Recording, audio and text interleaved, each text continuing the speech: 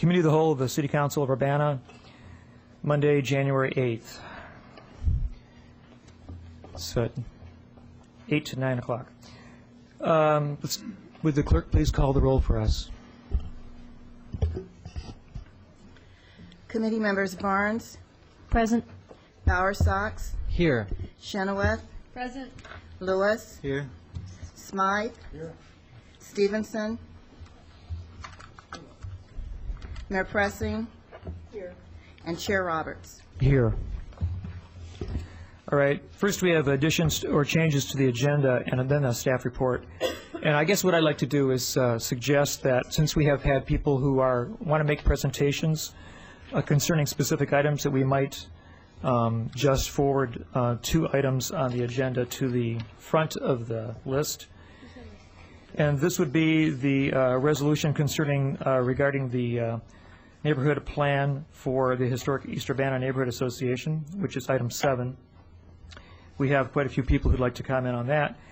And also the following ordinance number 8 on our agenda list, which has to do with CTC properties, because the representative of that property is here tonight. Is there any comment on that? Sounds good. Okay, that seems acceptable. Okay, any other additions to the agenda? Okay. Is there a staff report at this time? Jim, yes. Okay. Is there, I guess, can I ask about a staff report or staff question? We recently had the second section of our smoking ordinance take effect. Is there any comments on that process? Is it ongoing, and have we had, pretty good, smooth transition? Well, that was the one item I was going to call to your attention in the ED report, which you have before you. Under the retention visits and contacts, we did a education and outreach program for the bar component of the smoking ban, which is a list. There was a list of 15 establishments considered bars. Those meetings ranged from a few minutes to drop off a packet and introduce myself to over an hour-long discussion on the ordinance. And almost all of the contacts were very civil, and everyone took the information, was very appreciative. There was differing levels of concerns about complying with it, but everyone was appreciative of the outreach and the information provided. So, okay, well, certainly I was curious about that. Thank you. Any other staff report at this time? Okay, Jim. Mr. Getz, our lawyer. 2 quick things. Number one, on the smoking ordinance, there are some issues that are being raised in terms of outdoor receptacles in particular. So I think you will have additional feedback in the very near future. Number 2, some of you know, but not everyone, that there is billboard litigation that is ongoing right now, and therefore occupying quite a bit of the legal department's time. And there will be further meetings in that in the near future. Thank you. That's very interesting. Okay, I imagine that covers that. Now we have the approval of the minutes of the previous meeting. Is there a motion? And are there comments? Are there corrections first, I might ask?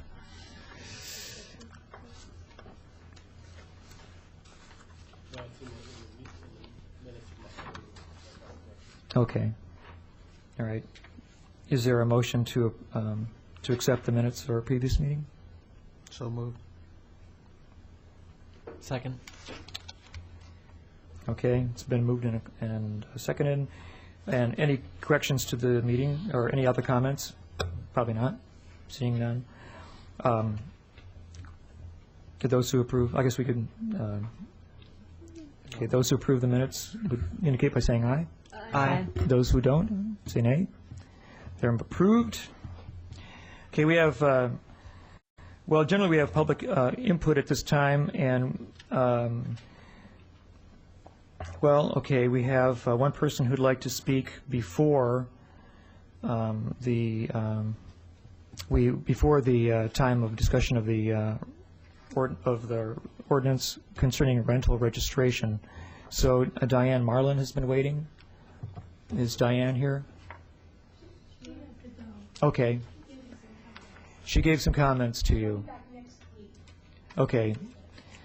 All right, so we'll probably hear more specifically, and you can give the comments to the clerk and enter them into the public record if you wish. Okay, that was my person who, let's see. Okay, did anybody else want to speak before, at this time? George Carlisle, you indicated that you wanted to speak before the time of the discussion? During, okay. All right. All right, then let's, we have moved 2 items to the front of our list, and let's take the presentation of the resolution number 2007-01-002R, a resolution regarding the Historic East Urbana Neighborhood Association document entitled Historic East Urbana Neighborhood Association Neighborhood Plan. Matt. This is a plan that was created by the HUNA, which is a East Urbana Neighborhood Association, and it's really a good way to paraphrase it is it's a statement of what's important to the neighborhood. And this is the first time that staff has taken a neighborhood prepared document through the what we're calling acceptance process. And really the reason we're doing that is because rather than having this document handed over to staff and then staff goes through the public process of preparing a whole plan, in which case we have to consider everybody's viewpoint, and in the end the neighbors' views as expressed in this document may get watered down by what the city produces. So we're really proud, quite frankly, of what HUNA's put together. This is a really excellent document from a citizen planning perspective. So if you haven't read it, I would obviously read it, and it gives you a really good rundown of what's important to the East Urbana neighborhood, just at our back door here. And as I said, we're calling this acceptance. It's not actually accepting the plan as a formal plan, since it's not an official city plan, but we're considering it as acceptance of a plan for information, as an informational tool for future community development efforts in the neighborhood.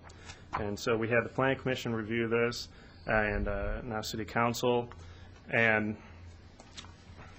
I'm just going to actually skip straight forward to the options. So you can either accept the neighborhood plan or you cannot accept the neighborhood plan. And the Planning Commission unanimously recommended, and staff concurs, that the council accept the Historic East Urbana Neighborhood Association neighborhood plan. So if there are any questions on this. And we do have 4 individuals. And we do have, I should say, we do have members from that would like to give a 5-minute. So maybe they should do that at this point. And so I invite, and again, you have 5 minutes to speak and represent the topic to which you're discussing. And if you make it shorter, that's even perhaps better. However, first we'll call the president of the association, Christopher Storr. Would you like to speak? Let us know who you are and where you live. Thank you, Dennis. Council members, Mayor Pressing. I'm Chris Storr. I'm the president of the Historic East Urbana Neighborhood Association.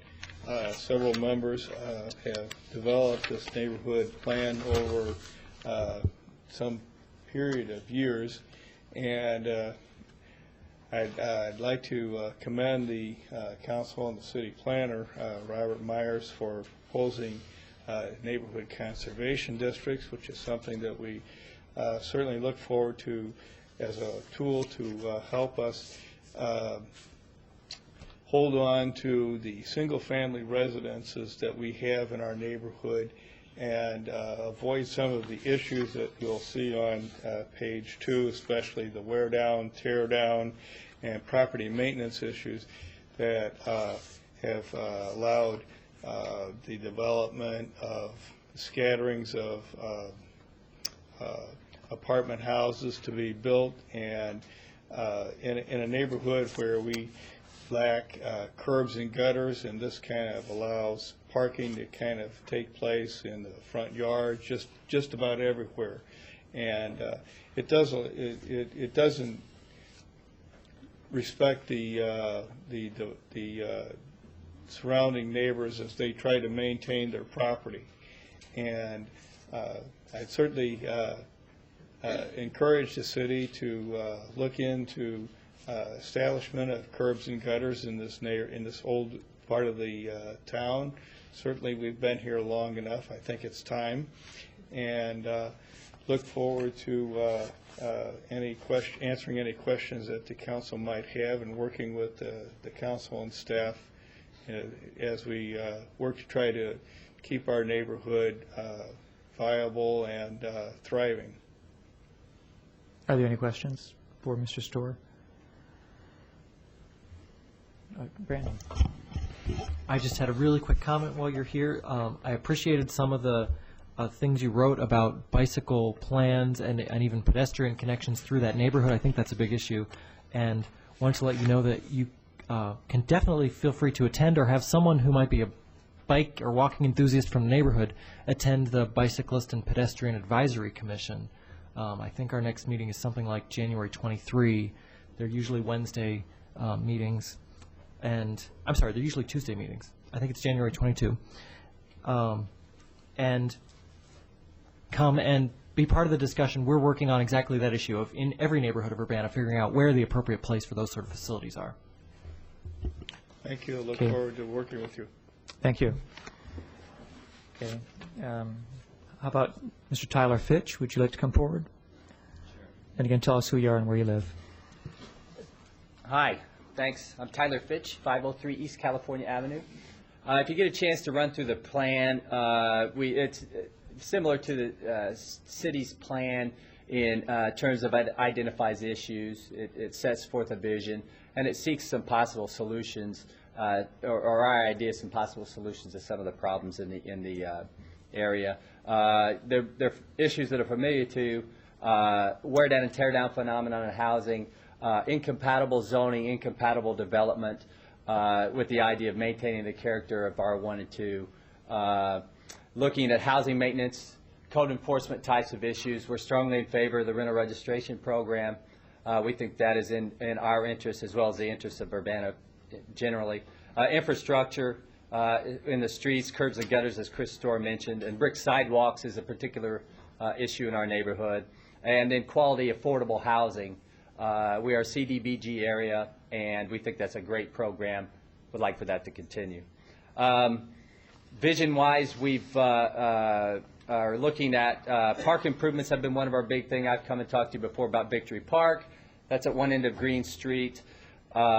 We had welcome signs with the cooperation of Public Works and the generosity of some of our neighbors, which welcome people to the neighborhood. That's a big part of who we are, is sort of to mark off the boundaries. We would like to promote commercial development in the areas that are appropriate, such as along Vine, along Main. We're adjacent to Philo Road. Some of that is developable, consistent with the residential character of the neighborhoods immediately behind it. Brick sidewalk restoration, Public Works is working on that. We continue to be interested in that. Bikes and greenways, public art placement, tree preservation, and then historic recognition for certain properties that we have in our area. One idea I think that brings these together is the idea of a Green Street corridor, which is something that we've been talking about lately. Green Street is a major point of ingress and egress from our neighborhood. It butts onto Lincoln Square on the west. On the east, it runs into Cottage Grove, where Victory Park is, and there's a whole redevelopment plan there with going to be walking trails and community gardens. Something that we've talked about maybe wanting to see.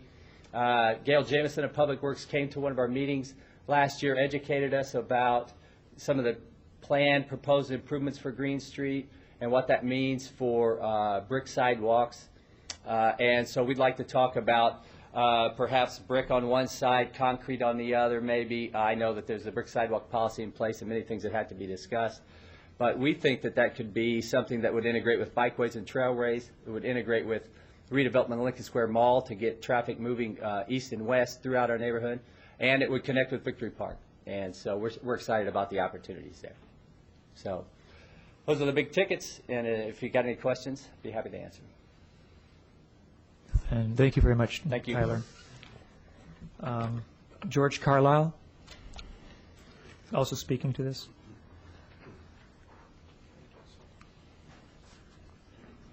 Carlisle, 406 East Green, Urbana.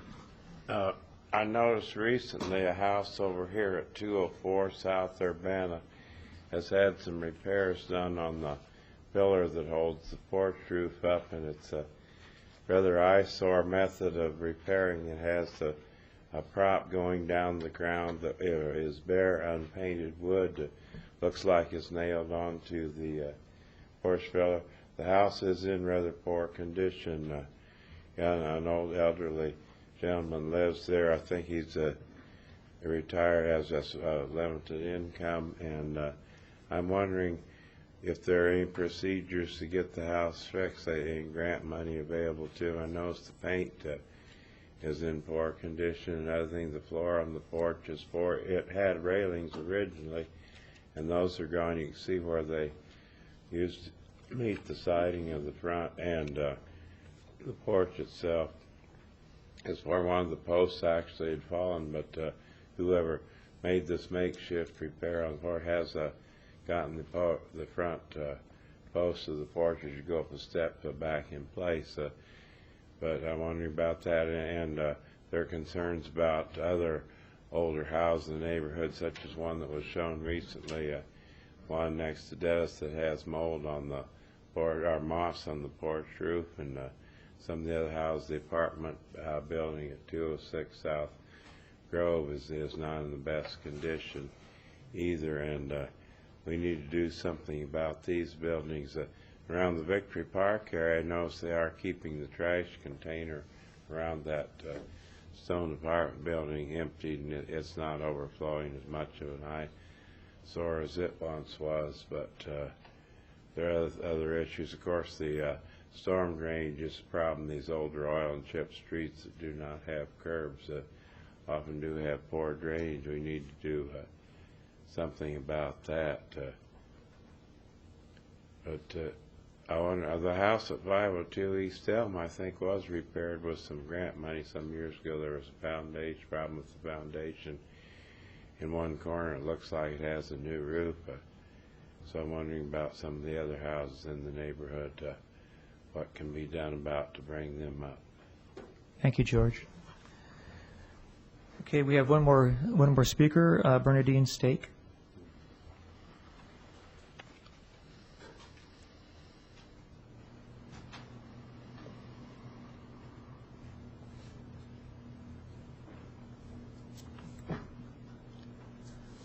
I'm Bernadine Stake, and I live at 304 West Iowa.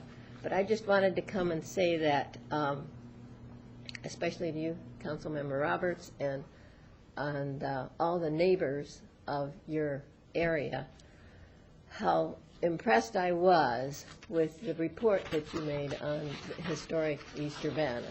It really is excellent. And I know that it will be a model for some of the other neighborhoods as well. And I do want you to go through with and designate it a conservation district. I think that'll be great. So thanks very much. Okay. Thank you for your comments. All right. So we've had public comment. Any other discussion in council? Yes, Charlie. Well, I think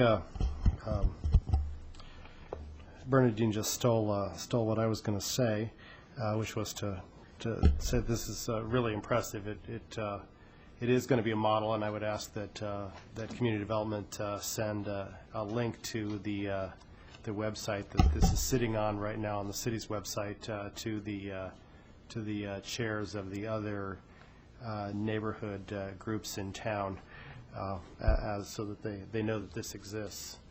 I would move that we accept this report as, let's see, what's the exact language we need here? Is there a resolution attached here at the end? Yeah. Where is it? Yes, it's a resolution of acceptance. Yeah, here, let me just get the, resolution, I just move resolution 2007-01-02R, resolution regarding the Historic East Urbana Neighborhood Association document. Okay, it's been Does this go to council, or is this enough approval here? I think we're merely accepting, oh, that's a good question. It is going to It should- council. So it should be going to council. Okay, so I move to send this to council. Okay. All right, it's been moved and seconded. Any further discussion? Those in favor, please say aye. Aye. Those opposed? None? Okay, this will be indeed forwarded to council. All right, the second item we would like to move forward would be number 8 on the agenda list, ordinance number 2007-01-005, an ordinance amending a development incentive agreement with CTC Properties LLC, and we have the developer here at present. Is there any community development? Okay, Tom would like to make the presentation. Yes, I do want to mention you do have the completed revised draft agreement in front of you. That was not available until Friday afternoon, which we did send out via email, but you do have the hard copy in front of you this evening. I do want to highlight the specific changes which were outlined in your memo. The changes that I'd like to highlight are the square footage of the retail, which was originally at 30 to 40,000 square feet, is now going to be approximately 12,000 square feet. Also, the number of units was to be no less than 300, will now be approximately 190 units. There are also some new exhibits attached as part of the agreement. I do want to point out that while those will be generally the product that you will see out there, that those exhibits are illustrative and preliminary at this point, in that the developer and his representatives are working with city staff to finalize those. As far as the other changes, the dates are for the most part what we've changed. The project will be completed August 31st, 2008, no later than August 31st, 2008, which is a one-year extension. And then also the extension of Florida Avenue, which was included in the original agreement, is being extended to December 31st of 2008. The developer has indicated that he is ready to move forward immediately on this project. His representatives and he have been working with staff throughout the process, but have been particularly aggressive for the last several weeks, getting permits, working with city staff to really, as soon as this is approved, they want to move forward immediately on the project. As far as moving forward with the project with proposed changes, this project will be in the best interest of both the city and the Philo Road area. We expect that this project getting done will be a catalyst as far as renewed interest in the area, as far as development, redevelopment, and investment within the area. And we do recommend that you approve the changes and the ordinance. Thank you very much. Are there questions by council members? Lynn? I would just like to make a motion that we forward this to council with approval. Okay, is there a second? Okay, Mr. Lynn Barnes and then Brandon Barsox. Discussion? Charlie? Yeah, a couple of quick ones here. When does the commercial part of this get developed? The developers in the audience can speak to that, but indications that he's made to me are that the commercial component will be started immediately and will be completed by the completion date in the agreement of August 31st, 2008. So the commercial will be done right away. Oh, okay. Okay, understood. And Mr. Creek, what are you doing in terms of landscaping improvements on the sides, or towards the front of Philo and on the Florida? Yeah, please come to the microphone and you can address the council. And introduce yourself, you might as well, for the public. What you've got planned for that? Well, the housing really won't be visible much from Philo Road, as the retail strip takes up most of that lot. Okay. So that's going to be all retail along Philo Road. The main entrance to the student housing will be on Florida Avenue, and Greenview is doing a landscaping plan for us. Okay. Along Florida Avenue. And I'm surprised you don't. I know you've got a mix of 2- and 3-bedroom apartments in here. You're not going to do any 1-bedrooms in there, where there's no market for it there. Or? I think there's a market, but the financial they're not as profitable as Okay. the 2 and 3. Okay, any interest in any condos in there at all? No? No, and that's what we had looked at originally a year and a half ago when we came here. The real estate market was completely different than it is now. Okay. And we had proposed a bigger building, and we had counted on some work with the U of I. We had counted on maybe condominiumizing pods of these to different things associated with the University of Illinois. Things took a drastic change about a year and a half ago, and we had to sit back and reevaluate. And now we're just going to be an upscale graduate student housing, about 190 units. Okay, yeah, that's it. I'm all set. Okay, Brandon? Looking forward to seeing It's it. very attractive. I'm looking forward to seeing it under construction.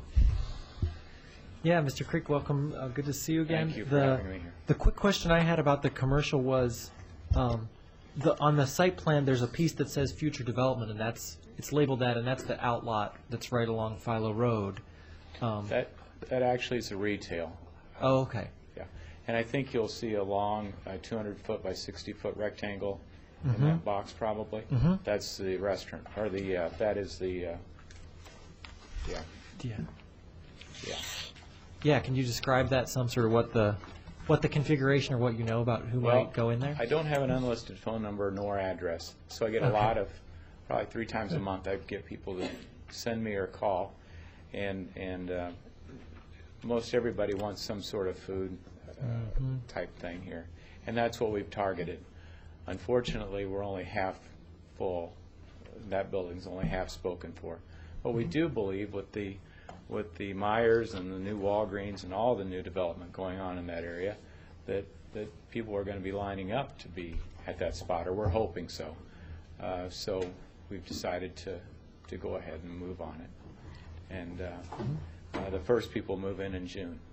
Oh, great. So Wow. Yeah, I agree. I wish the university were a partner, and I wish there were more retail here, because I think there really is the demand on this side of town for retail, but I know it'll be increasing, and even with this smaller size, I definitely support it, and I'm excited to see it get underway. we have some outdoor seating for both restaurants on the end cap, with some stone and landscaping walls, and we've tried to take some of the things people have sent to us, including hand drawings of what they'd like to see there. People like have that. a real Yeah. people have a real interest, and there's not much out there, and so we're excited. And these buildings are actually we found them in Baylor University, and they're very attractive buildings too. So they'll do well for the area. Good. All right. Any other questions or comments for Mr. Creek? Thank you very much, sir. Thank you for taking. Thanks, Chris. Okay, any other discussion? Is there a motion? I made a motion. Oh, yeah, okay, that's right, I saw it, and Brandon seconded it. I guess we can vote on this now.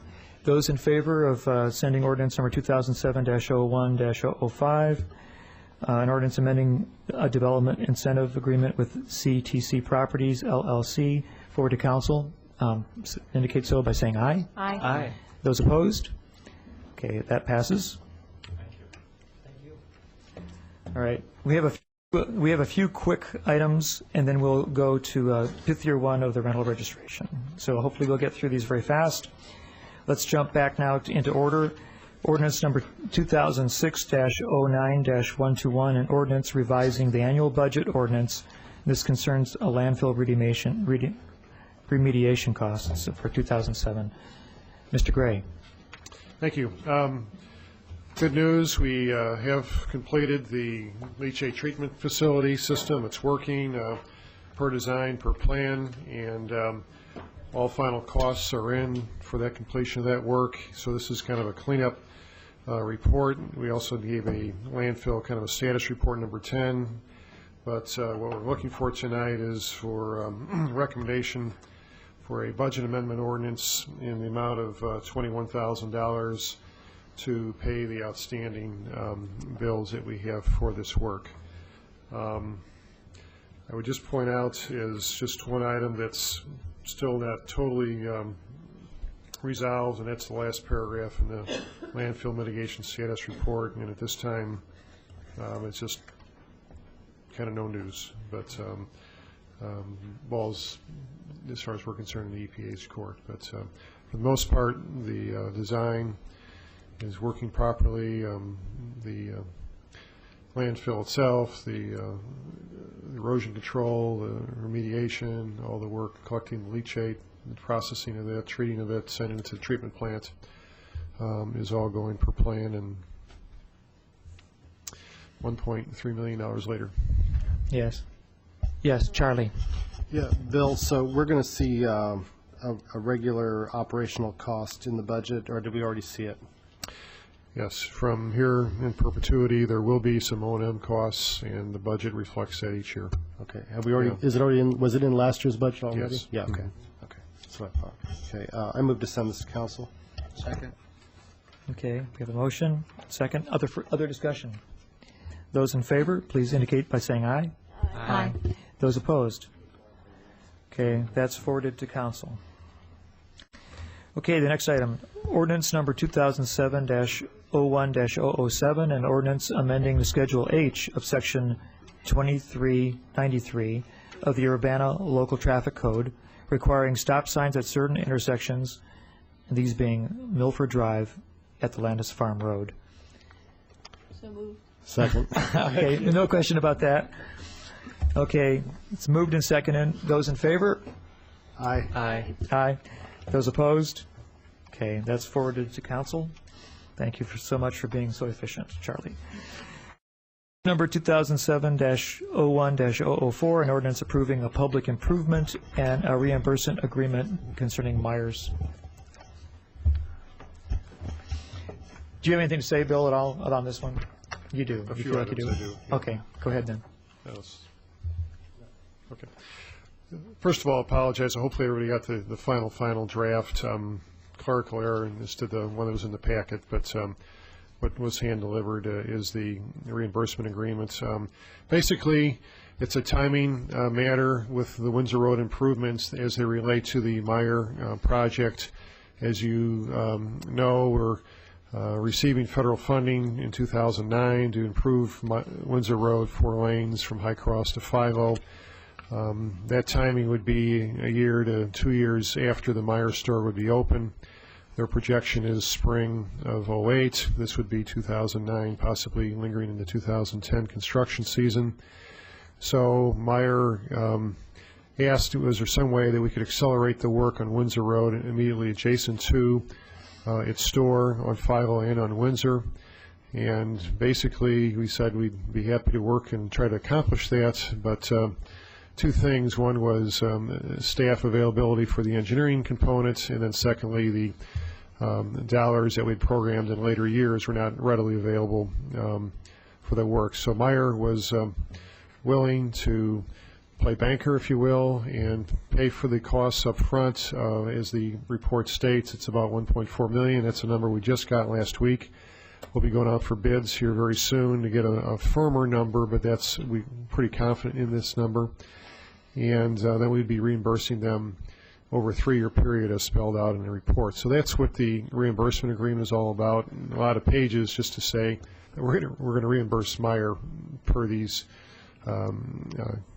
constraints. So that's the story, and I guess I'll comment too on an email I received today. And that is concerns by residents that live in the area, particularly on Scoville.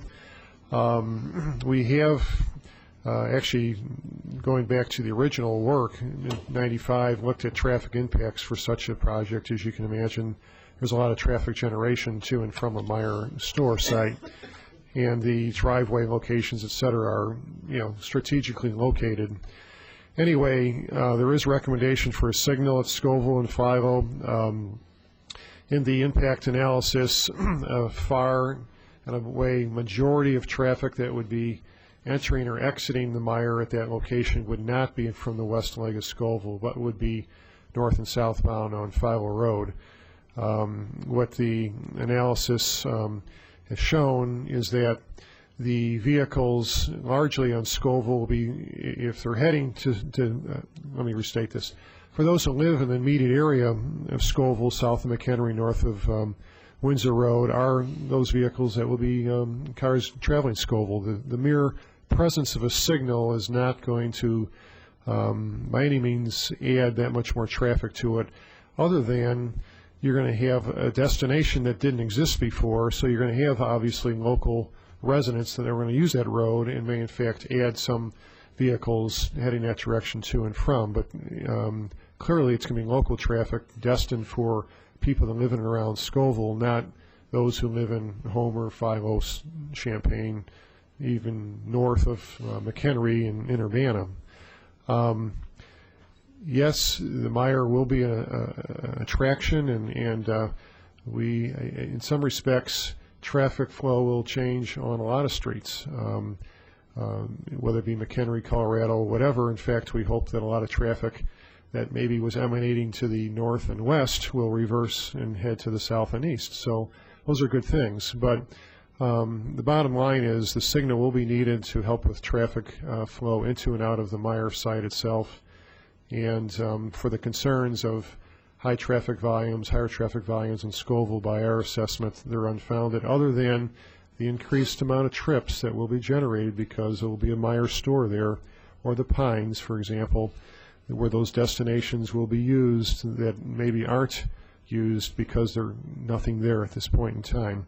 But in our opinion, it won't be anything.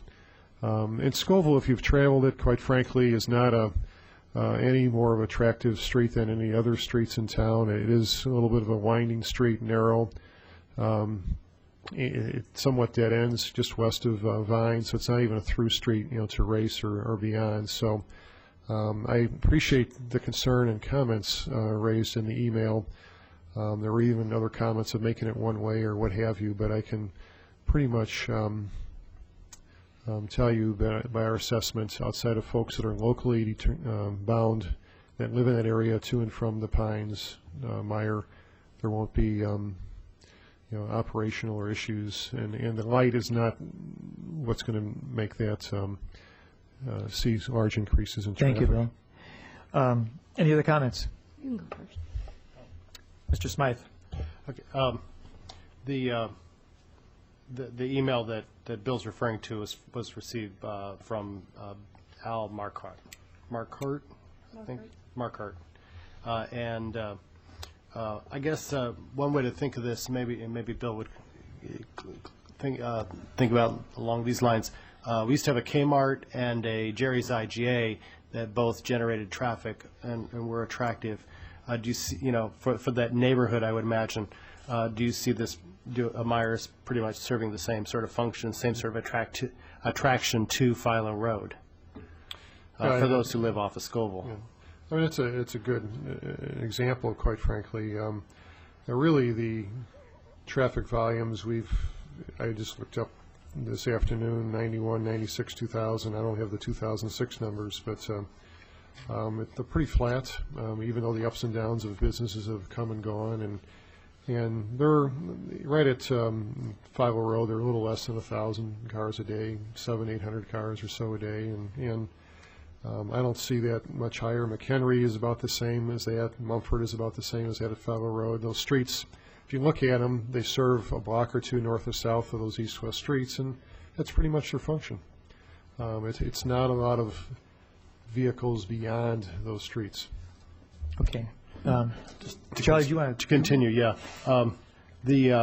On page 5 of the agreement, I'm not sure if I have the very last version. There was still one reference to village engineer in section 3.5, where I think it should have been city engineer. That's not the latest agreement. Oh, the okay. one I passed out Friday. So Throw that one away.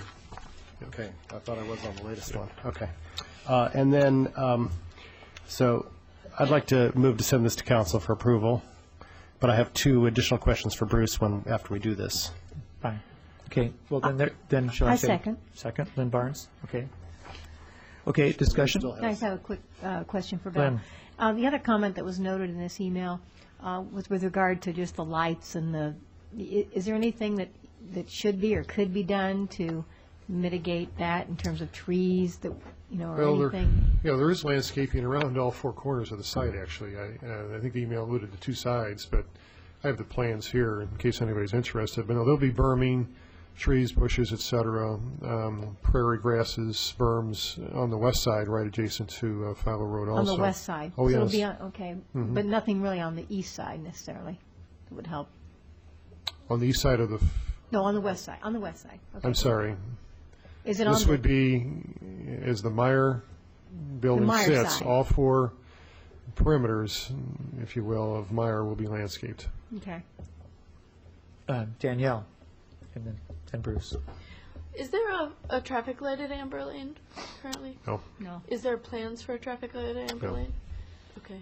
And approximately what's the distance between the two traffic lights, the new one at Scoville and the one at Windsor? Is it more than a quarter of a mile or It's a little less than that, I would say. less than a quarter? Yeah. And is there some kind of regulation for how close lights should be, or how far apart lights should be in a certain area? And is there some sense of, you shouldn't have lights closer than an eighth of a mile or a quarter of a mile apart? Some classifications of streets have ideally certain access points, if you will. Windsor Road, High Cross Road have a little bit higher function than a Philo Road would, and there, ideally, you don't want to have signals closer than a quarter mile. A quarter mile. But for Philo Road, that's really more of a collector, a major collector type street, and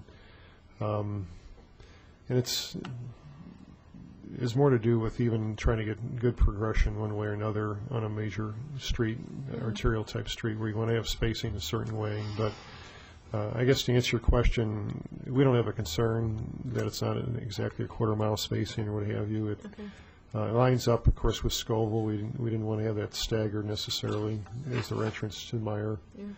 And again, it's going to largely function more so for vehicles in and out of the Meyer than it will be for the Scoville Street itself to the west. Yeah, I think that one of the concerns in the email that resonated with me is just avoiding the North Prospect phenomenon where you have a light every 250 feet and you actually get stuck in traffic because it's backed up so badly in each period. So since there isn't a light at Amber and there's not a plan for one, that kind of addresses my concern. Also the landscaping, which was addressed. But I do, as someone who lives on a street with a new light, I do know that sometimes it draws people to that street. But in the case of Scoville, it really is narrow and windy compared to, say, Illinois Street. And so I don't anticipate the same phenomena that, say, I've seen on my street with Illinois Street light. Thank you. Bruce, did you have, you didn't. Anybody else? Hey, Yes. just to be clear, just to talk about the financing. I actually had a question about that, too. Well, it's the anticipation that taxes revenues generated by the Meyer are going to reimburse the city, per se, for these improvements. So that's spelled out in the original agreement, but I just want to be clear as to where that money's coming from now. It's not taken away from other projects, in other words. And can I ask, in this ordinance, are we looking at a flat reimbursement, or is there any kind of an interest accrued on the amounts? This is like a huge amount. If there was even a 1% interest, it would be a significant thing. It's zero interest. Zero interest. Can't beat that. Other comments or questions? We've had a motion. Oh, Charlie? Well, I'll ask them after we pass the motion. Okay.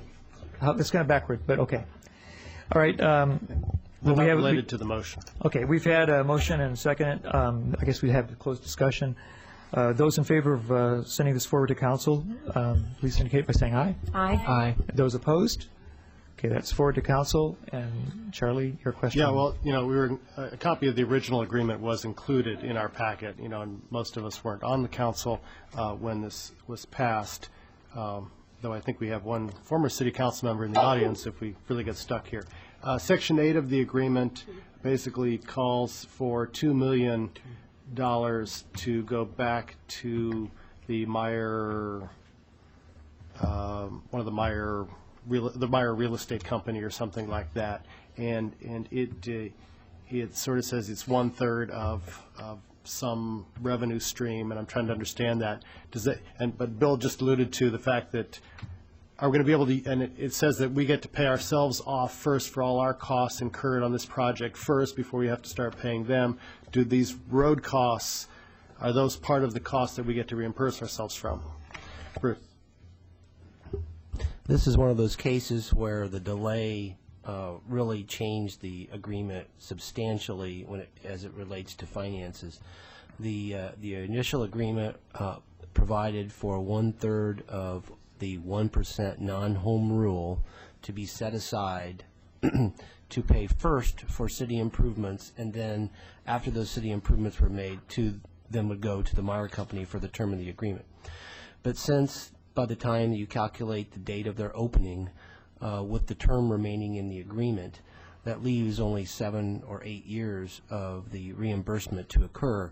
So they're actually, by the calculations that I have shared with Meyer, I don't believe that we'll ever pay them anything under the agreement in terms of the incentive. Instead, we will pay ourselves back for any costs that we incur on the project. But by function of time, so much time has gone by that by the time we pay off the increased cost of these certain improvements, there will not be any money left to pay to Meyer. I've told them if their sales are so fantastic that we in the last year make a payment to them, more power to them. But our preliminary calculations are is that we will not be making any payments to them. Therefore, there's no payments made at all. We've planned already for the improvements to Windsor Road and to Follow Road. We will have some incremental costs from these signals because the cost of the signals and the road improvements that we're making now are substantially more than they were 11 years ago. The cost of a traffic signal, the cost of a linear foot of street today is double the cost was 11 years ago. So we will have some of those costs. At the same time, we'll have all the revenue coming in, so without sharing it. So we'll, in the first year, we'll be able to pay ourselves off. Okay, and then as I read through the agreement, I saw that it had talked about pylon signs and stuff, but as I understand, they're going to do monument signs here. We made a couple of special requests of the Meyer Company, as we did with Walmart, and it's amazing what you can get when you ask. They did agree to the monument sign standard that we asked for. They did agree to the improved building facade. They did agree to the improved landscaping. They, much as the Walmart project, they did buy into our theme for the area. So we appreciate their cooperation. We appreciate the no-interest loan, and it's been a really good relationship thus far.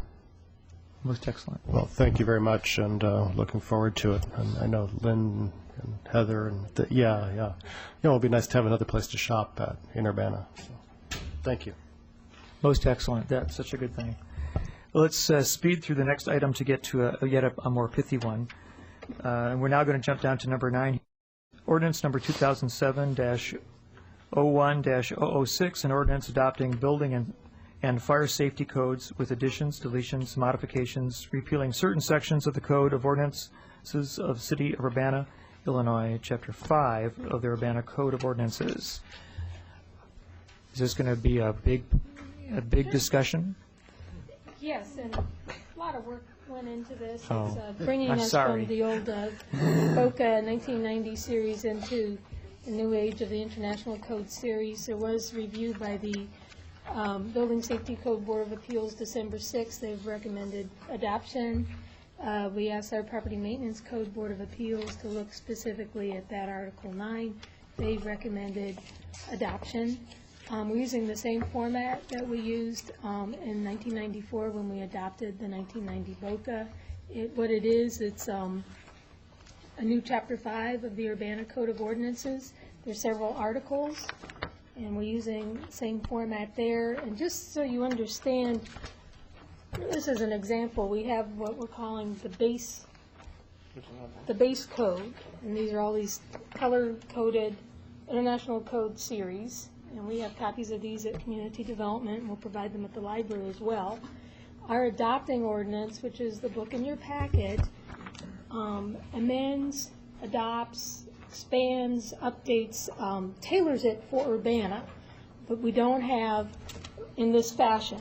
But what you have in your ordinance is not a complete replacement. You have to look at the two together. And we talked about how some of the codes are rather specialized, electrical code, for example, and we'll be looking at trying to obtain rights to the property maintenance code so that we can get a link on our website. So we have a summary of the changes by the different articles. Gordon Skinner's here. He can answer questions on those. I did want to point out just a couple changes since we put the packet together. First, we're proposing,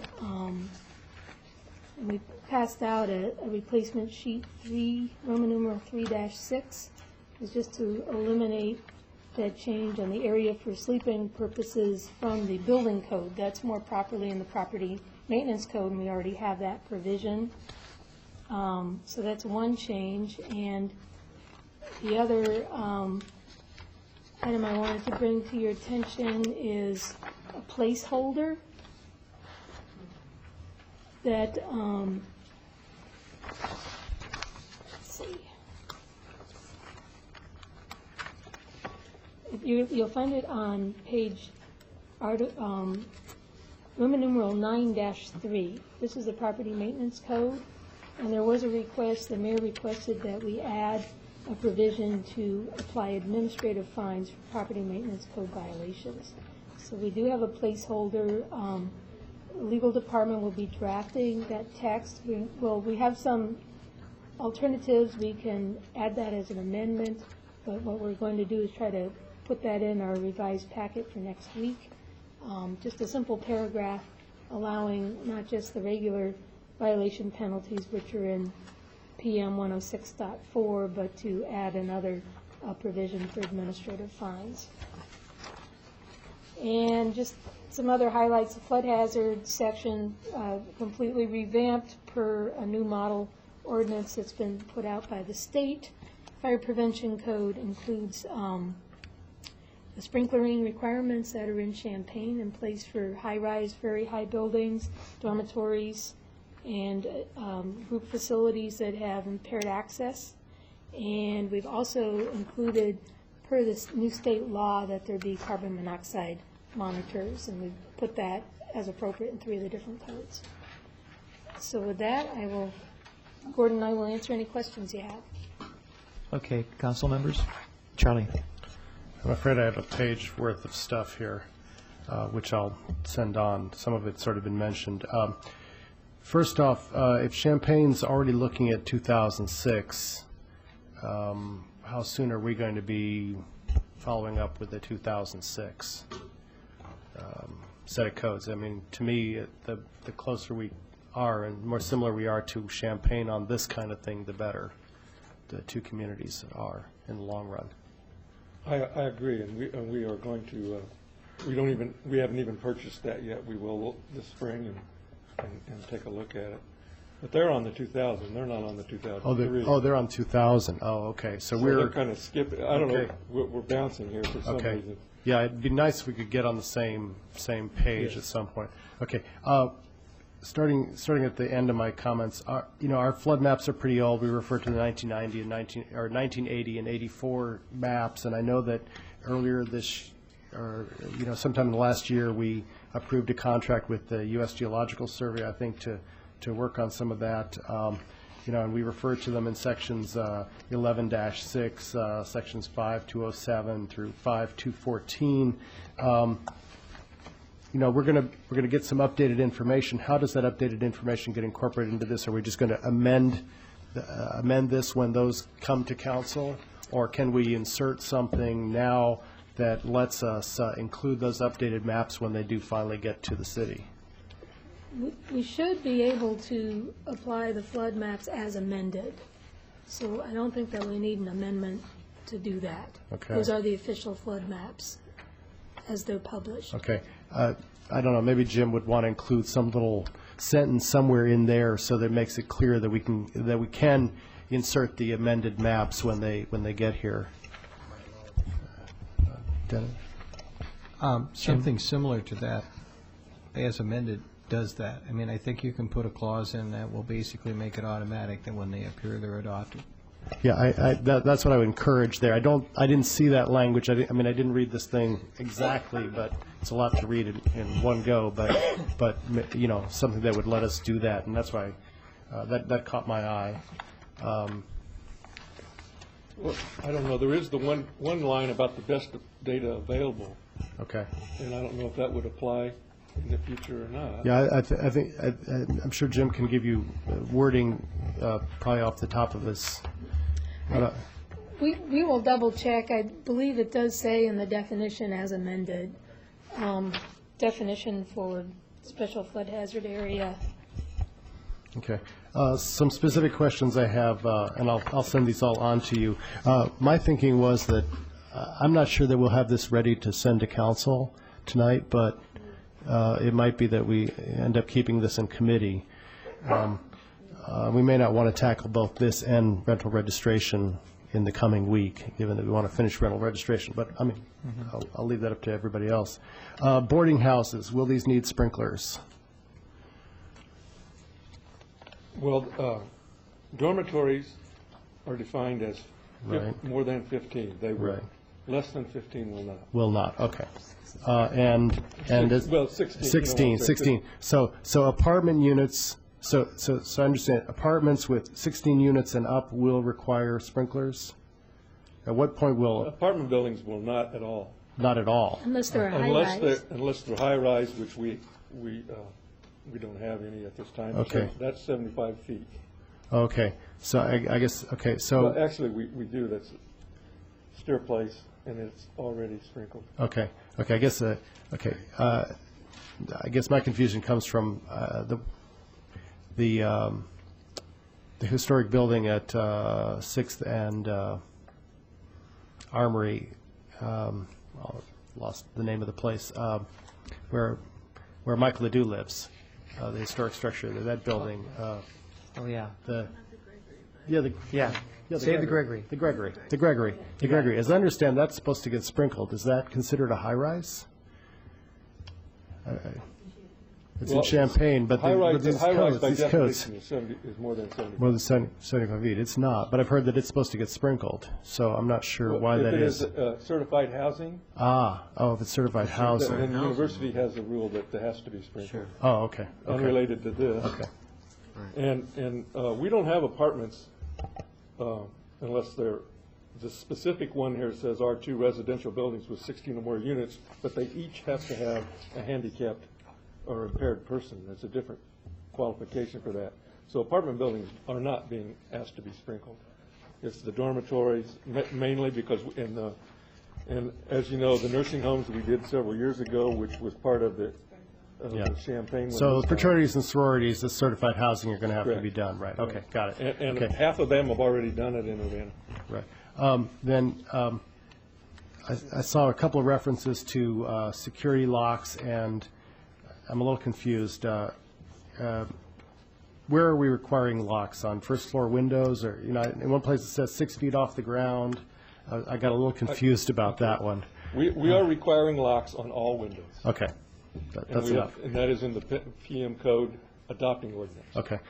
Pools and hot tubs. We talk about them being enclosed. Well, but there is a different requirement in the building code, as we discussed with Brandon Right. this morning, and that applies to all new buildings, including commercial buildings. The property maintenance code has a stricter requirement on window locks. And we do have a higher standard in property maintenance because we'll be doing our inspections of rental properties. So those require security for all windows. Now I'm really confused. Okay, so if the building... The building code it applies to all buildings and residential buildings, so it does say lower than lower than 12 feet. Okay. But that would apply to commercial buildings also. Okay, commercial, okay. Pools, and we talk about pools and hot tubs having to be enclosed. I didn't completely follow. What about people who have fish in garden ponds or in their backyards? How does that apply to detention basins? I believe it only applies to the more attractive nuisance of swimming pools, these pools that people have in their backyards that do not have fences around their yards. I can, It's 303.2. Yeah, well, I know fish in garden ponds that can be more than 2 feet deep, so, you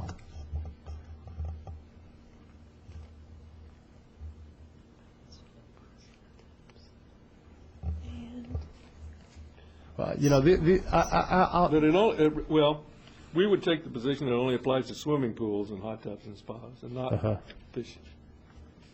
They don't have the same attractiveness. Oh, I would be more attractive to a fish pond than I would a pool, okay, you know, so, but I mean, I know kids that would, you know. Crystal Lake Park doesn't have a fence all the way around. Right, yeah, okay, well, that's my point, is that, you know, you know, if we're going to do something that's 2 feet deep, you know, okay, well, in section 3-11, we talk about tents needing to be 30 or 35 feet, you know, 35-foot buffer from a building. I didn't completely understand that reference. 3-11.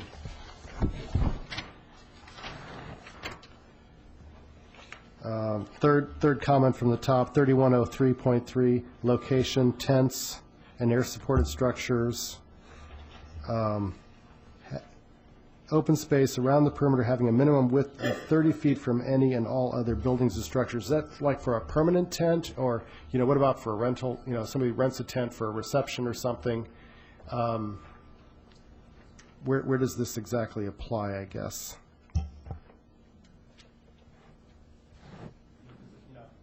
If you're having a reception and you put up a tent, you might want it right up against your building or something to give you an extension of whatever you're in. Well, if it was these are, we might have to look in the code, because I'm not real familiar with this, but I believe it might be size related. Okay. Well, this is the kind of thing, I'm going to send all this to you, and you can just answer it at your leisure. I don't see the need to go figure it out tonight. Sure. Okay. That's an excellent recommendation. Yeah. Section 4-4 talks about exempted tracts in certain parts of the community. Are those developments that are like already under construction or something? You know, there's basically a land description or a property description given. So those are already places under construction? Yes. I think that comes from the visitability ordinance. Right. When the visibility ordinance was originally adopted, it was not adopted as part of the model ordinance in 1994. It was, I don't know exactly, maybe 98. Anyway, this is the visibility ordinance, and at that time, the city, this only applies to city-sponsored, where we have to, where if the city has money involved, then these apply. Okay. And at that time, there was, these tracts had already previously been started, and the council didn't want those to apply, the visitability to apply to them, because they had already begun their development. Okay. And so Libby and I actually wondered whether we should leave this in. We determined that it was also that any future thing on these tracks could not be, have to do the visibility, because at this time it says it didn't in any future time, so we just left it in there. Okay. There are just three or four different parcels of land that we had projects going on at the time that I believe may be done. Okay. It looks like there's really so many questions. We may want to resume discussion on this in a future council meeting. Yeah, well, I'm actually down to the nitty-gritty here, which one of them is related to what Brandon's got, and the other is my own opinion here. I think this is really excellent work. It's almost done. A couple of minor things. I know the mayor has the placeholder answers a big question, but I'd like to add to that some of my own thinking on the placeholder thing, which is, I'll let Brendan talk about mold. I think we need some kind of stuff in here on mold. I agree that we need to be able to sort of give tickets like we do parking, nuisance and noise tickets at some level. We need to make fines applicable the day after work was supposed to be completed. in some way. So, give a person a ticket because they didn't get the stuff done according to the way it should have been gotten done. Now, I also see a difference between, say, a leak and a drip. Where there's a leak, it should be fixed sooner as opposed to later. When it's hot outside or even just a stuffy place, broken screens need to be fixed sooner rather than later. Air conditioning in the summertime needs to be fixed now, not tomorrow, sort of thing. So some of the things that I think are not included in the 1 to 3 day or 3 to 5 day, I think you need a third category in there, maybe a scale of a 5 to 10, that would include things like significant faucet leaks, I'll use the word significant here, toilet runs or leaks, hot water leaks, those kinds of things. There's a list here of things that I think are significant leaks, not drips. There's a difference. It's one thing to have a broken window versus a cracked window. And so that kind of thing, and I know that that's a concern of some people. So I'll send you my list on that.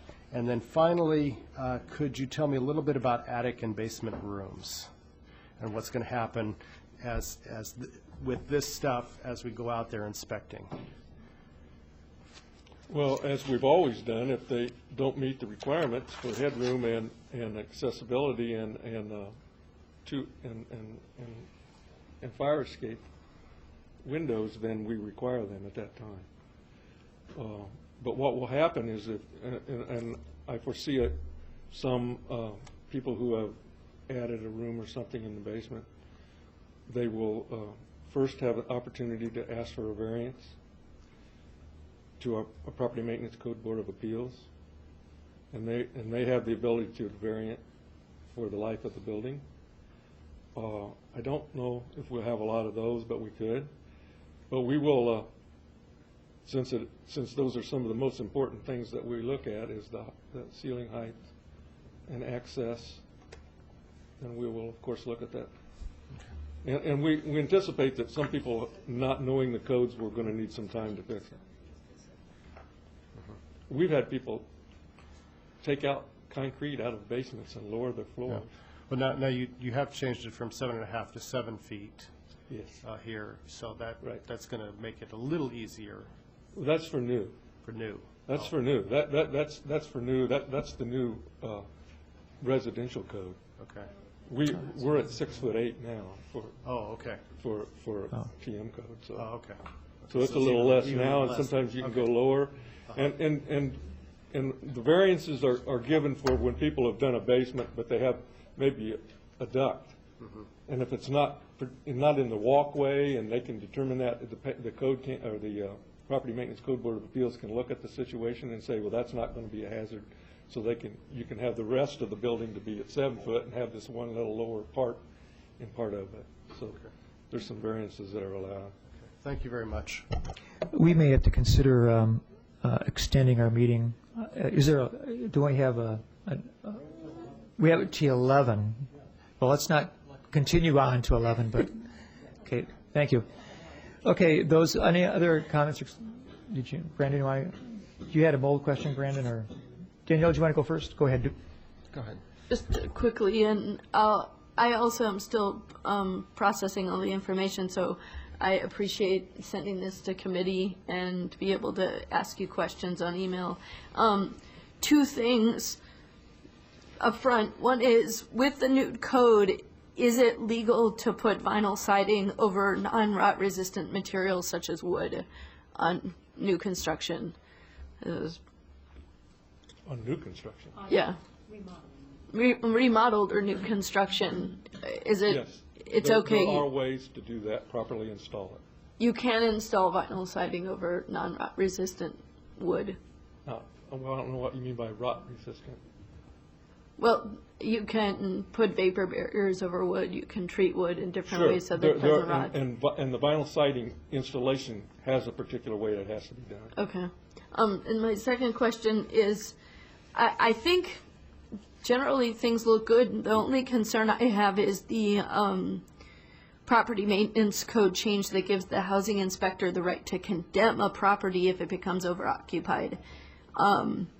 Can you explain the reasoning behind that? I'm concerned about the consequences of all the tenants in a property if that happens, and I also think that is just way off the deep end in terms of, as we pursue this over occupancy, I think it's important to pursue it, but I think this goes too far. Right. That is not something that we have added in the adopting ordinance. That's in the code. So It's in the code that you can condemn a property that's overoccupied. But I think it's important. I'm sorry. Okay, there's two types of over-occupancy that we deal with in the city. Every city has this. The one type that we tend to talk a lot about is in the zoning ordinance, and that's our no more than 4 unrelated, with all the other provisions that we've discussed and strengthened in our zoning ordinance with definition of household, et cetera. That's one form of over-occupancy that's important in the city. The other form of over-occupancy has to do with life safety and fire codes, and that relates to crowding. And there's provisions in the property maintenance code that define that. So we can have over-occupancy, overcrowding situations that will require a condemnation action. What Gordon is referring to, other cities actually have used the new provision in the international code to condemn properties even for a zoning form of over-occupancy.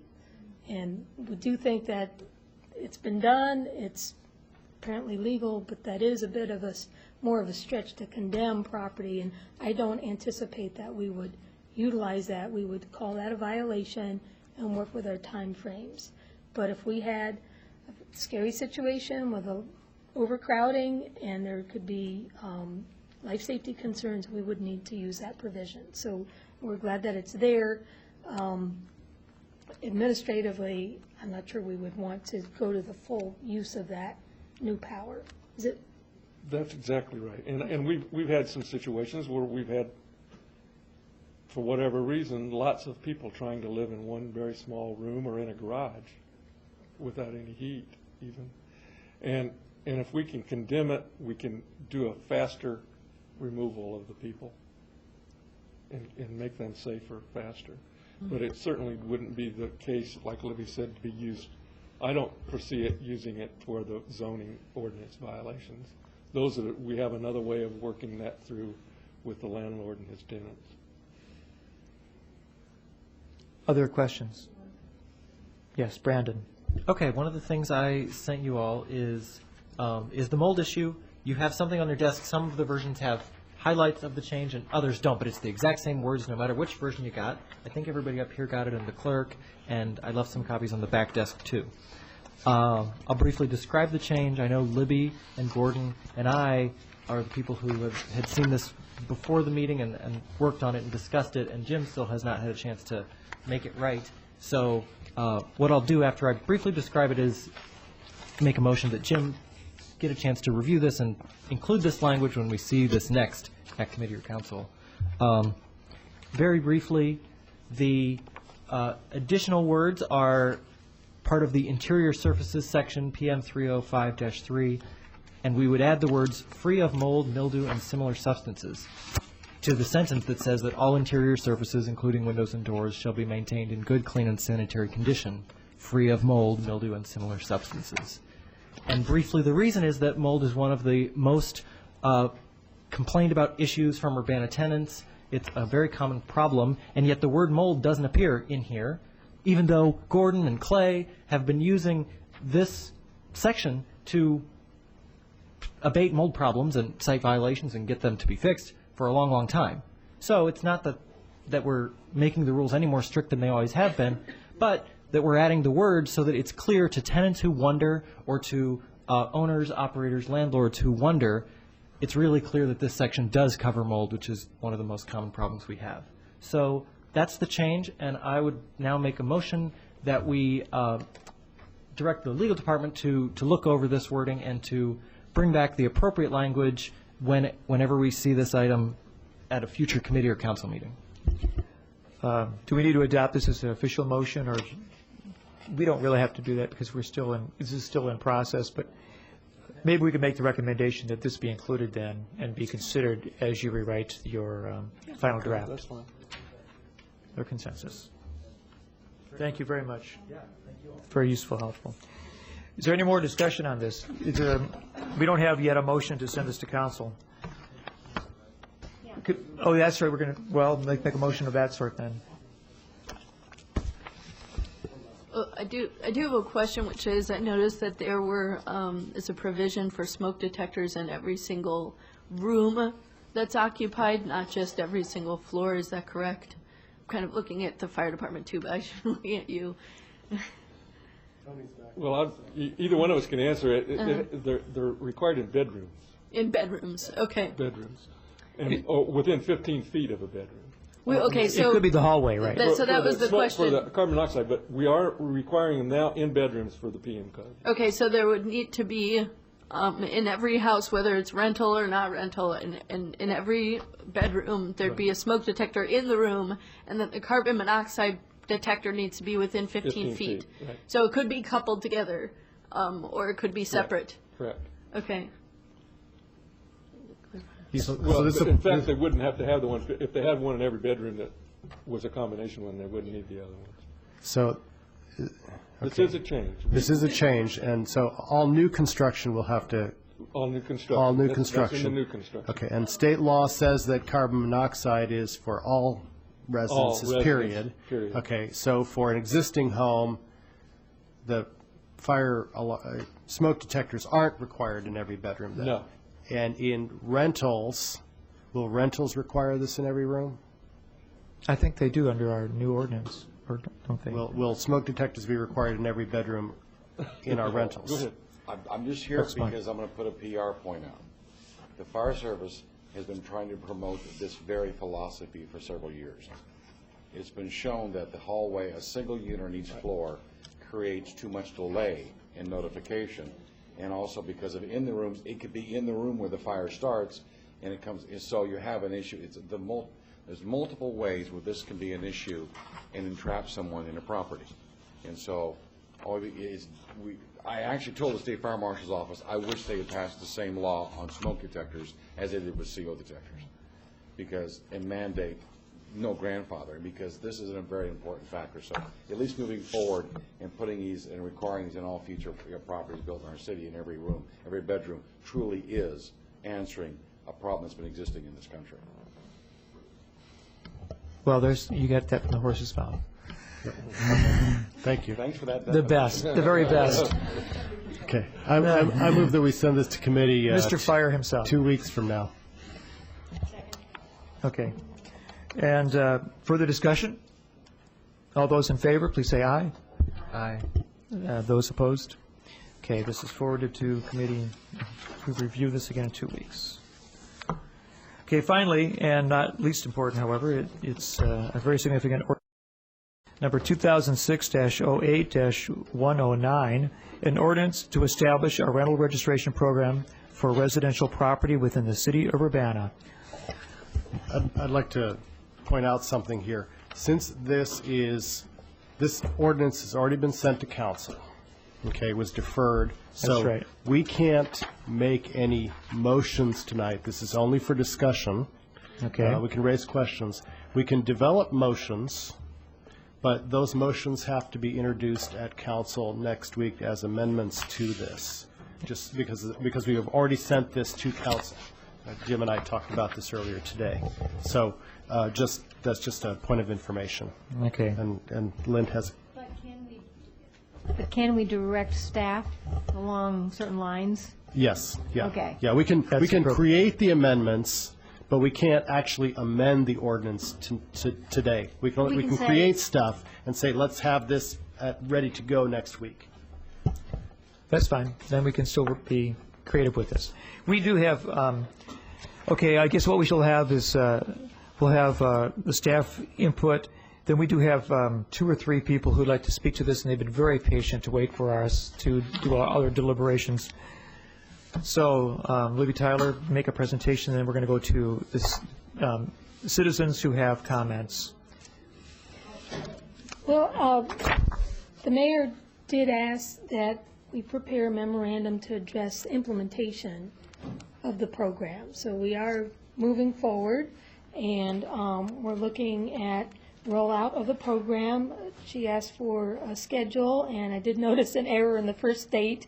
Council committee discussion is tonight. That's January 8th, not the 4th. But otherwise, we're looking forward, we hope, to adoption next Tuesday at the regular council meeting.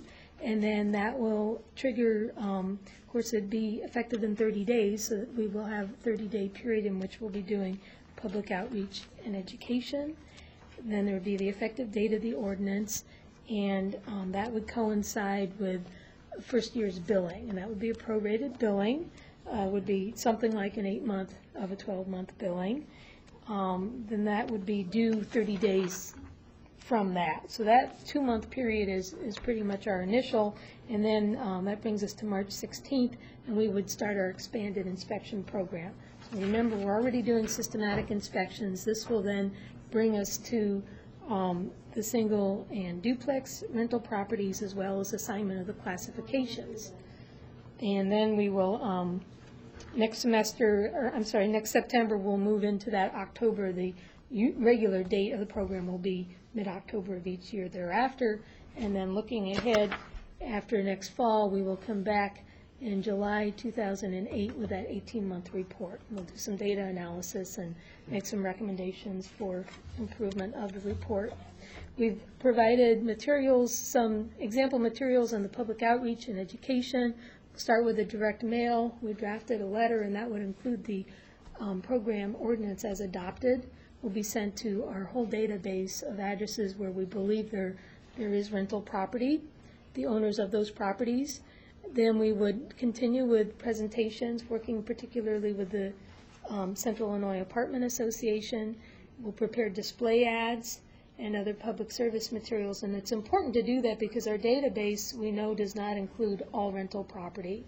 For example, will not include the owner-occupied rental properties that do come under the ordinance. So we don't have a way of identifying those properties via the tax code, so we need to outreach and bring them to us.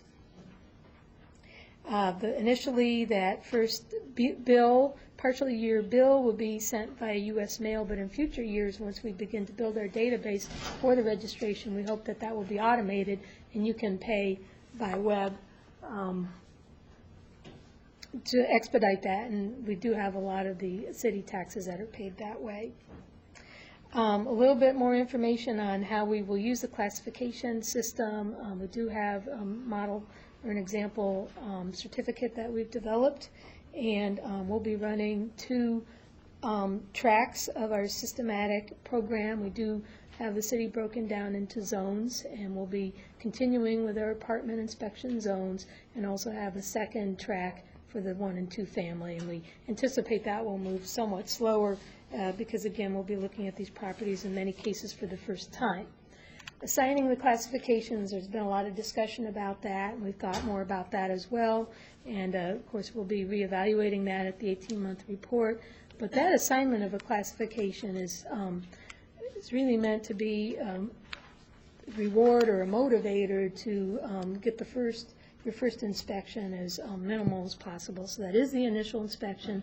We're really not prepared to bargain for increased classification by going back and going back. Of course, by the time the inspections are complete, they will be fully compliant. That's with the PM code, that's a requirement. But the initial inspection, we're hoping to encourage that it be a first inspection will be a clean inspection. There are many properties that we come up without any violations, so we know that's possible.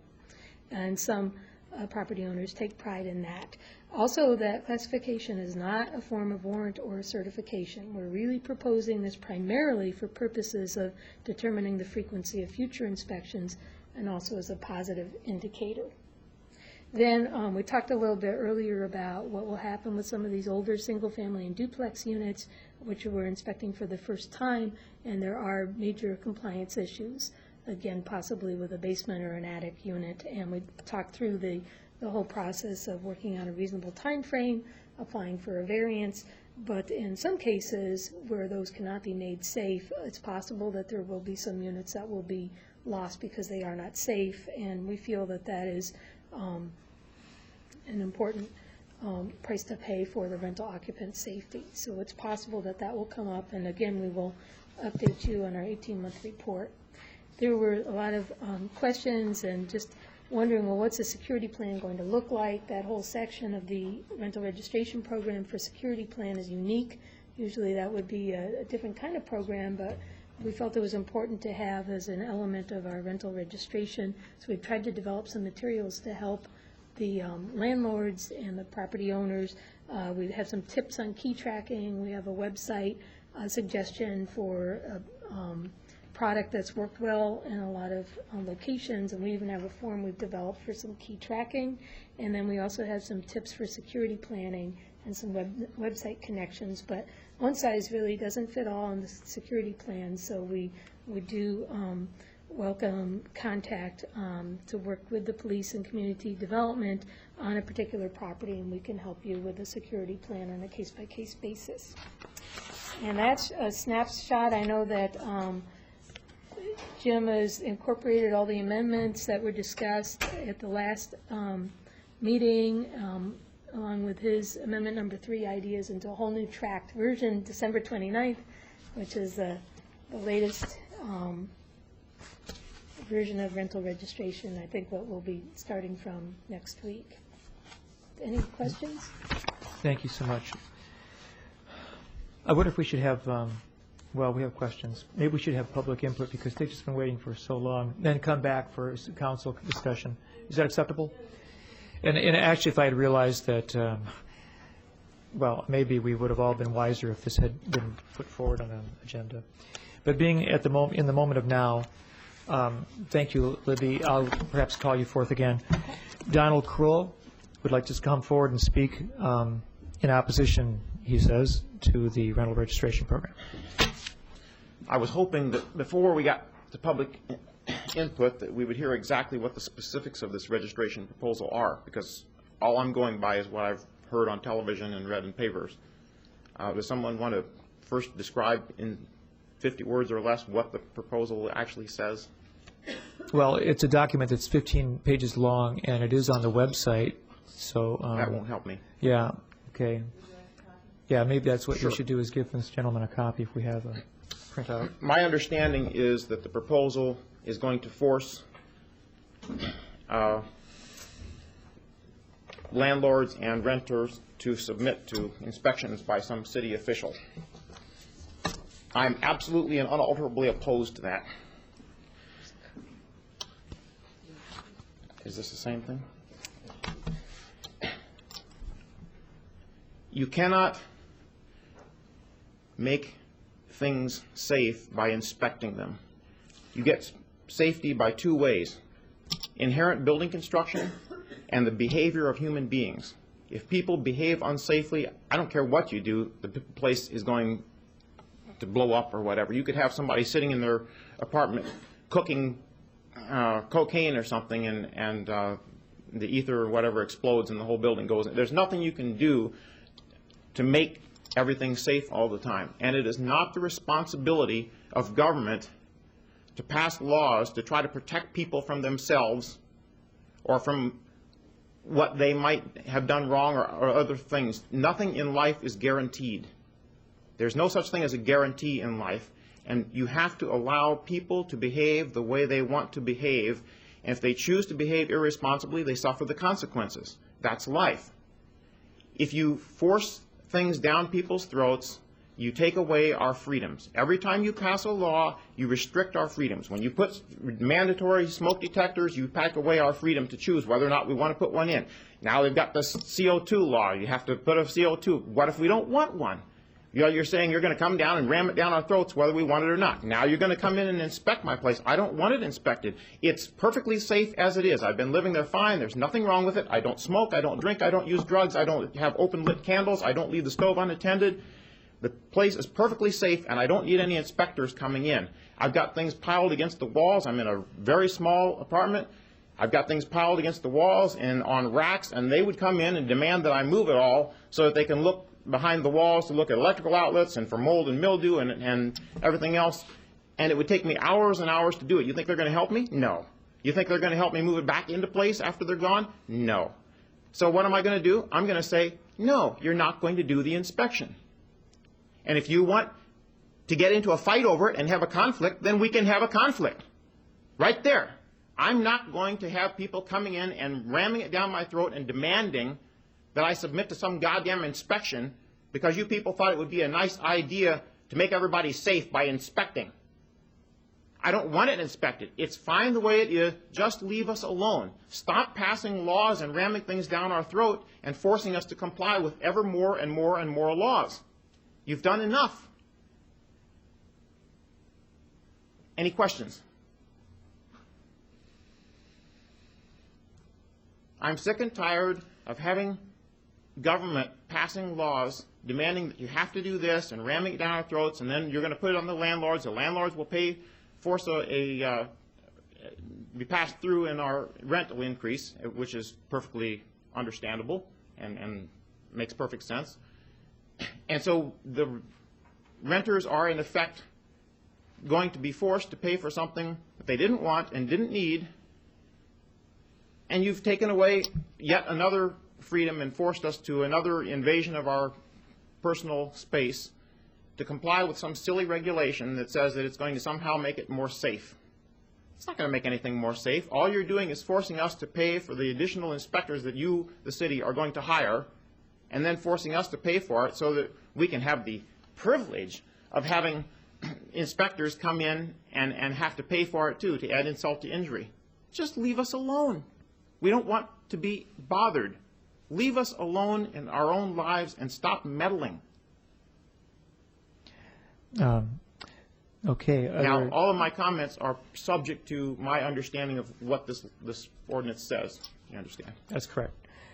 And you'll find some information about the ordinances and the process for those people who refuse admittance to the people who come to do the inspection, and then the various aspects of court action that follow to declare, to define, if you read that section, it'll illuminate for you the some of your quick concerns, I think.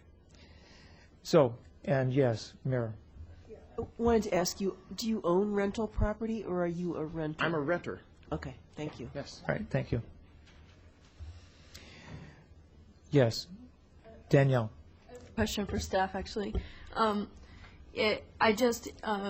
think looking through this current version of it, I think it makes it much clearer what the process will be, because there's a lot of the accompanying documents, so it makes it very clear to a potential landlord what is expected of them. And so I feel like a lot of my concerns are addressed with the current version. I do have a question, which is with the what is it called, the rental agreement addendum. And this is perhaps a question for Ms. Tyler. Is it clear to the landlord that this tenant information is not collected by the city? It is, so they don't have to send it to us. It's only to be presented upon request. My concern, again, is with privacy and with particularly with people who are trying to escape spouses, partners, etc., who do not want to have their information about their address listed anywhere publicly, especially in the city, which is a FOIA-able location. So I just want to, make sure that it is still the case that we will not be keeping on record and therefore be FOIA-able information about tenant location. I think it's clear in the ordinance. We're going to be doing some modifications to the form. Jim has promised to look at that, try to shorten it, and I think we can place a notice on the form as well. But I think it's clear that we will need this only in the event of a enforcement action on over-occupancy. Otherwise, we're not going to be the keepers of these documents and don't want to be for a number of reasons. So, I just have a comment. On page 5 of the ordinance, Donald, section 9 called inspection. Which of these two? It's the new document that the mayor just gave you. I have two different documents here. Well, look at page 5. Find page 5. At the top of the page, it should say Section 9, Inspections. No.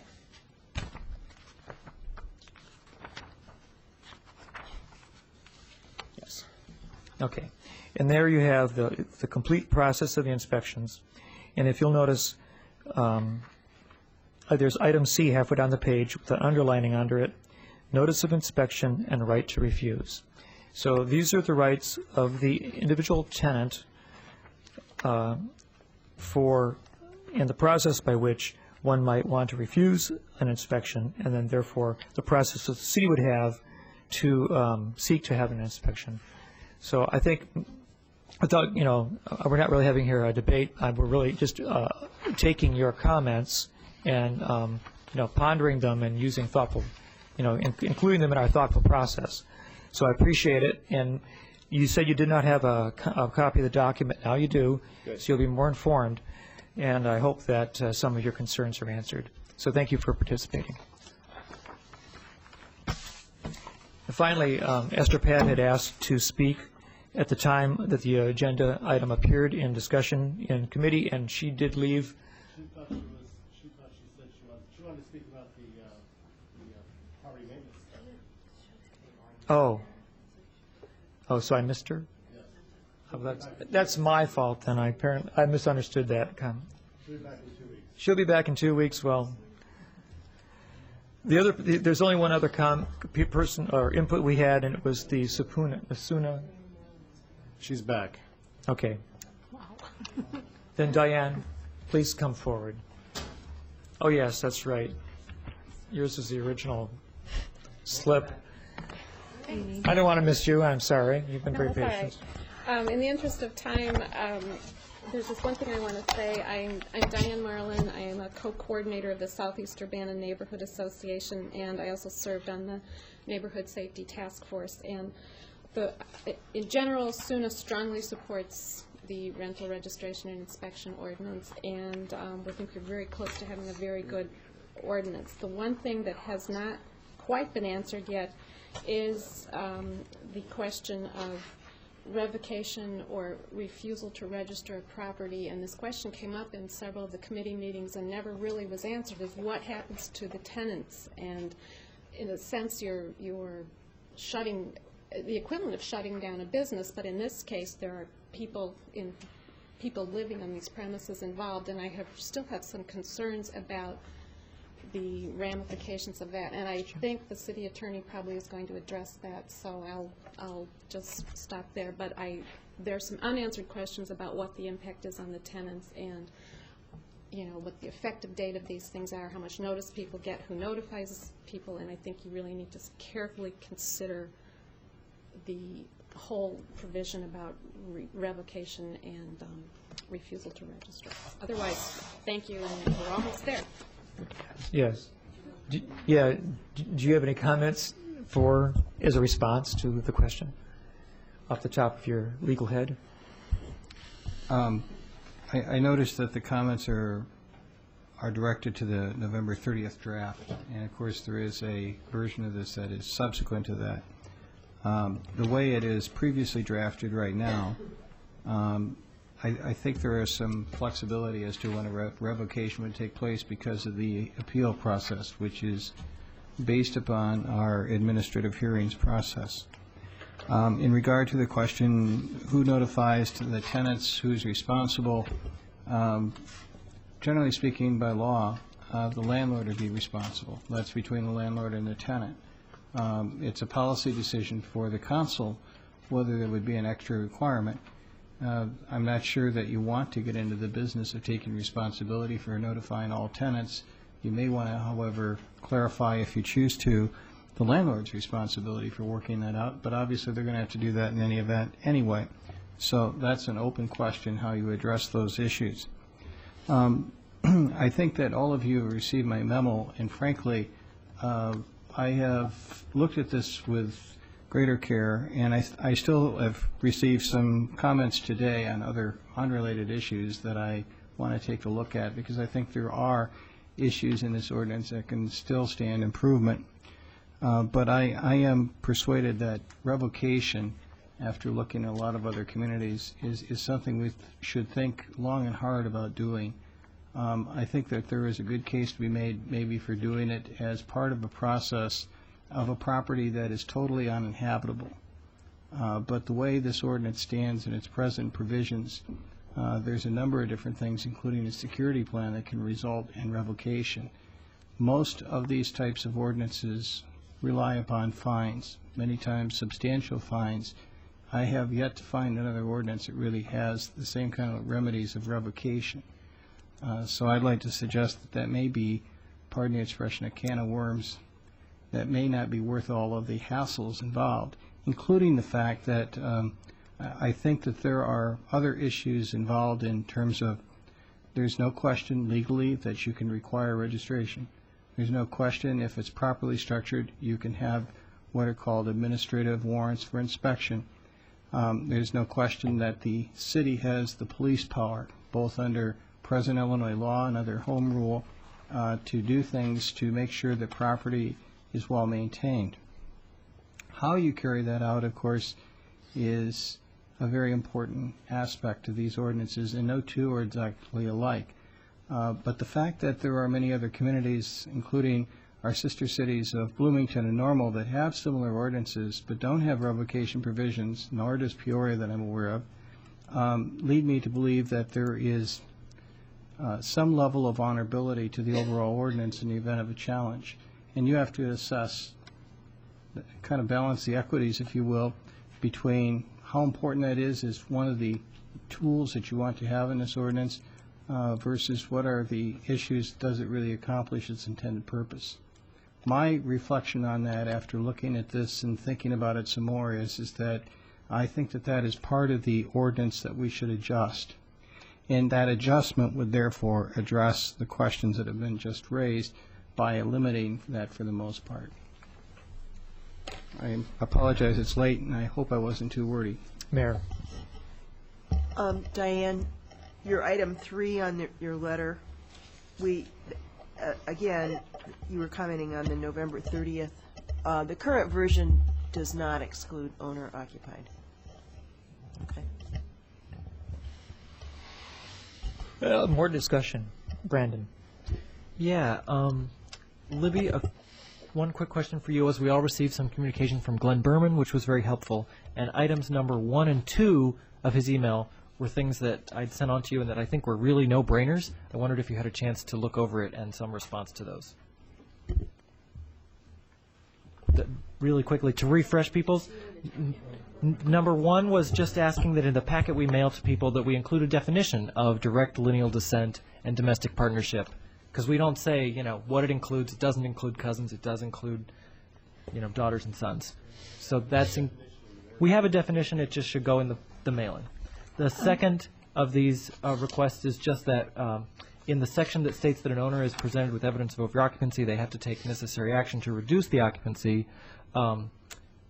Glenn's suggestion is that we add the words within 30 days to that section so that we're saying some reasonable expectation for when the owner has to take the action. So those are the 2 of his suggestions that are very small and concrete. And I wondered, Libby, if you could respond to those. Yes, and I did speak with Glenn. I think those are good recommendations on the addendum, and we will be modifying that to put it in more of a standard affidavit form. So what we'd like to do is have that stand alone so we can add the disclaimer that Danielle suggested as well as those definitions. I hope that we can come up with a simpler version of the addendum, and I would like to achieve a version that we don't have to get into that at all. To the extent that we find that we may need that information, that is, that those definitions, then I think it's better to reference them as they exist elsewhere in our code or to reference state law. I don't think we want to get into fashioning a specific and unique idea of what lineal descent is, when in fact, if you look at the estate code of the state of Illinois, those definitions probably exist. I'm in favor of making the addendum, especially since this is in effect a contract and a representation between the landlord and the tenant. Real simple, non-threatening, and as few moving parts, if you will, as possible. It has a real simple objective. It is a representation that we're aware of the fact that there is not 4 unrelated parties in this household. And the tenant has somewhat similar obligations. We're only going to look for that information when it becomes an issue. So I think that there may be ways, I'm not promising, but I hope that we can make this simpler than it is, and I hope we can avoid having to get into a complicated definition of different terms within it to get there. Maybe we'll find at the end of the day that we have to have this, in which case my recommendation will be to refer to existing statutory provisions that exist elsewhere as part of that definition. The other thing I want to say is that I agree with one of the points that was made, that if we're going to have a definition for perjury, you need to be aware, number one, our maximum fine is $750 by ordinance. Number two, I think it's peculiar if you have a different fine, no matter what the outer range is, that is different between landlord and tenant. It kind of suggests that it's a more grievous crime for a landlord to make a misrepresentation than it is for a tenant to do so, and I just find that kind of odd.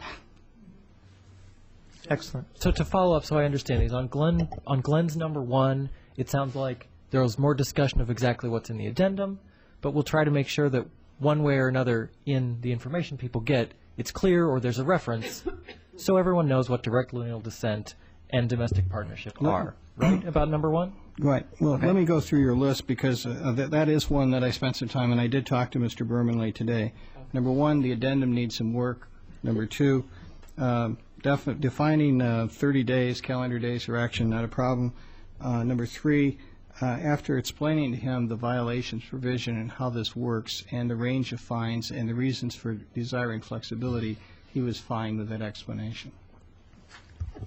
I'd just like to add the, the occupancy in number 1 really needs to correspond to our zoning ordinance as it defines direct lineal descent and domestic partnership. So it's not enough to say just no more than 4. It's more complex than that. If we can do that quickly, it's not a state law, it's our local zoning ordinance occupancy. The second item, I too don't have a problem with the 30 days. I did talk to Glenn about that. 30 days is our default timeline for violations. So that is reasonable, but there may be cases where, again, the occupancy, when it's overcrowding, we will need quicker action. So we wouldn't, with the 30 days, we wouldn't want to lose that ability, and we talked about that. And I really don't have anything to add to the third point beyond what Jim said. Other discussion? Charlie? Yeah, I would agree that we probably, because we say, cousins don't count in this thing, we're going to need a little more explanation than for unrelated, I think. So I guess my biggest concern now is getting the final language put together for next week. And I think there's some proposed amendments floating around, or what kind of corrections are we going to, we have an existing ordinance with some suggestions in there already. How are we going to proceed next week with any changes to the ordinance as it was sent to council? Yeah, because there'll have to be discussion too about how we think about these refinements. Yeah. Could we just have a period of discussion in the council meeting next week, and then any changes that are made after these comments highlighted and in the next draft? And then we take it to committee the following week for further discussion, and then vote on it in council after that? Because it sounds like it needs it still needs a little more vetting. We deferred it.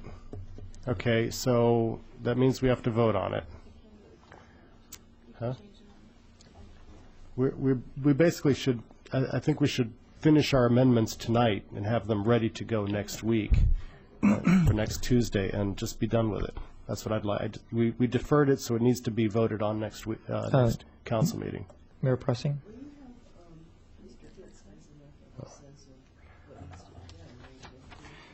Well, that's what I was going to suggest. I'm not sure that the best use of your time when it is approaching 11 o'clock is to try to sort out the amendments. What I would suggest is that I have received only one email, I believe, today on this issue, and now tonight I have 4. And if any of you have comments that go to some of these technical issues, I would suggest you forward them to us. Let Libby and I, and whoever else needs to, sort this out and come back to you with a recommendation on these different items that have been commented on with a suggested set of amendments. And if we can do that by Thursday, which is a little dicey for me because of the billboard issue that is hanging fire, that will give you the weekend and part of next week to look at it. And hopefully then we can come to the Tuesday night meeting pretty much in accord with what amendments are going to go on and whether these proposed drafts that we have of amendments that seem to have a consensus are acceptable or not. I think that gives you something to react to other than just kind of picking it out of the air. Okay. And that leaves the last point, which is your issues on where we use revocation. And I guess I would ask that you bring us language that is as close to our original intent, but within your legal opinion, justifiable, defendable, and we'll go from there. Any other suggestions? Brandon? Okay, so given that I agree with this train of action, I'm not going to make any motions about the other amendment that I emailed people about, which is a minor issue, which I will talk with Jim about, so that Jim and Libby can prepare language so that the language will all be done before next week, and we can take a vote on that issue too. Okay. Other comments? Well, this ordinance we've gone through. I mean, you can't say we haven't talked about this and made public debate on this, silent or anything. We certainly have worked through this, which is the great thing about Urbana. We do a lot of process in the public eye, and we modify and we think and we modify again to try to get it right. We're going to go through one more permutation. Next week is council meeting, regular council, and then 2 weeks from... It's on Tuesday. Point that out to It's people. on Tuesday. Okay. And then the following week, which would be Monday the 22nd of January, we'll be in committee of the whole again. With that being said, and no further business on the agenda, no more comments to be made, I call this meeting adjourned. I'm not sure why. What's the deal with that? President's Day. Oh. You're right. I'm thinking I wasn't aware of that. It was funny. It was the year of the lights. I got to set a light. National holiday. David, my father-in-law. Well, you shows may up with then a if set you're of not lights in a business meeting at the time. for me, and these blinky lights. Yeah. Well, this is right. Yeah. All these LED lights showed up. You just give the clerk advance warning, and then there's a telephone. There's a telephone. Something.